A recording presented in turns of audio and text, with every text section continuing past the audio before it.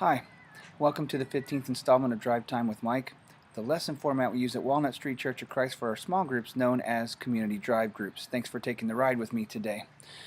I'm currently sitting in the park and my kids are playing on the playground, and I'm here doing my drive time instead of doing it in my car because there was a terrible storm on the day that I was driving up to Canton, and it would have been very dangerous for me to talk while I was driving in that terrible storm. So today I want you to look at Luke chapter 6, verses 27 through 36.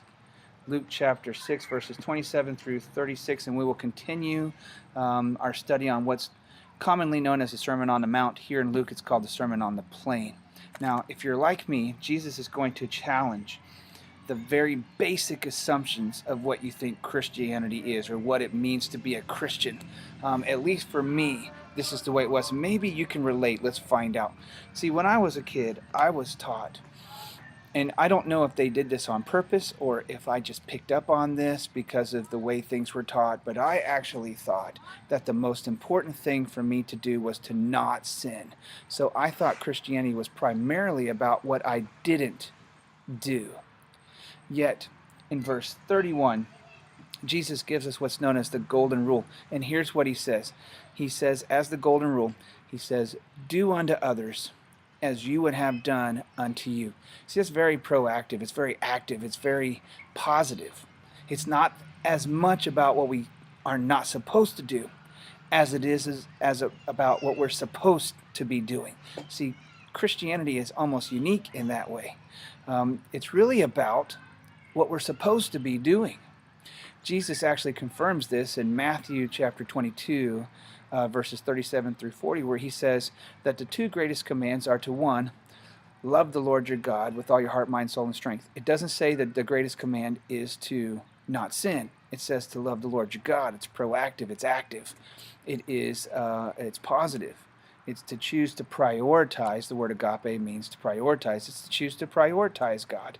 And then the second command, which is very much like the first, is to love, agape, prioritize your neighbor as yourself. So it's about what you do. It's not really as much about what you're not supposed to do. Yes, there are rules, and yes, we are to follow them, and yes, there are some things we're not supposed to do. But the emphasis changes if you follow Jesus' way. And for me, when I realized this, it really changed everything for me because it was empowering. Now, it is empowering, but there's something to this, and it's a good thing it's empowering because there's something to this that Jesus has for us besides just focusing on the positive. See, Jesus gives us all kinds of examples in this passage of Scripture of things he wants us to do. For example, he wants us to love our enemies, not love your friends, but love our enemies. He wants us to do good to those who hate us, not do good to those who would do good to us. You see? He wants us to bless those who would curse you, not that he wants us to bless those who would bless us. He wants us to pray for those who would abuse us. He's not, again, saying pray for those who pray for you. Do you see where he's driving at? He says if someone tries to take your cloak, your coat, give them your inner cloak as well. If someone strikes you on the cheek, turn the other cheek as well. I mean, he's giving you all these things that he wants you to do. If someone begs from you and they can't pay you back, he wants you to give anyway. If someone demands your goods and will not pay you back, he wants you to give them to him anyway, without focus on fairness to yourself. You're supposed to prioritize others anyway. Despite what you'll get back, you're supposed to be generous without considering what's in it for me. You're supposed to do for others in a way that they wouldn't do for you, and to do for people that won't do for you.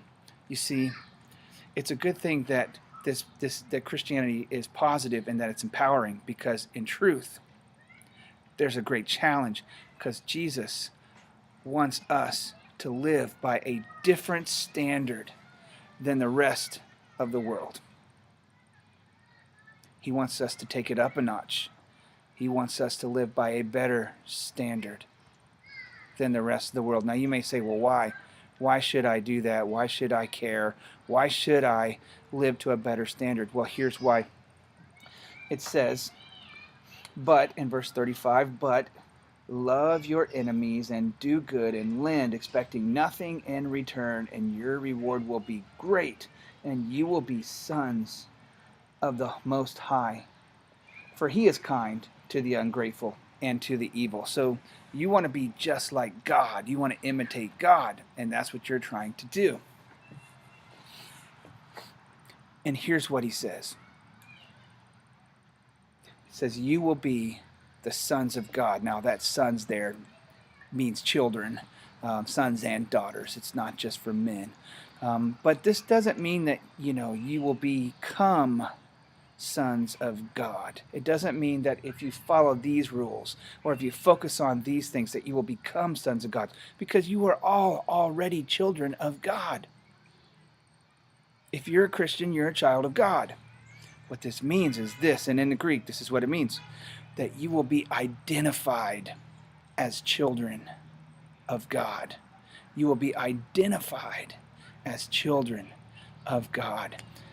Every one of us knows of somebody who doesn't want to be a Christian because the rules are too strict or they always focus on what you can't do. We are supposed to be walking billboards for Jesus Christ. And if you will focus on the positives, the things that we're supposed to do, and if you will do the things that others won't, if you will be forgiving, or if you will be understanding, or if you will keep your cool and others won't, if you will give to somebody who won't give back, if you will pray for someone who really hates you, if you will bless someone, say positive words when all they want to do is tear you down, if you will love your enemies, you'll be a cut above everybody else, because you know what? Everybody loves their friends. Everybody shares their money with people who share their money back or who will pay them back. Everybody is generous with people who are generous back. Will you be like your Father in heaven and choose to be generous and compassionate and forgiving and merciful to those who won't be that way with you? Will you do that? Will you be the type that thinks of others beyond yourself so that other people who are not Christian can identify you as a Christian, as a child of the Most High God? I hope you will. We can do this together. It will be tough. It's a tough challenge, but it's empowering, and we have God on our side, and this is what He wants for us, and we can do this together. Be blessed.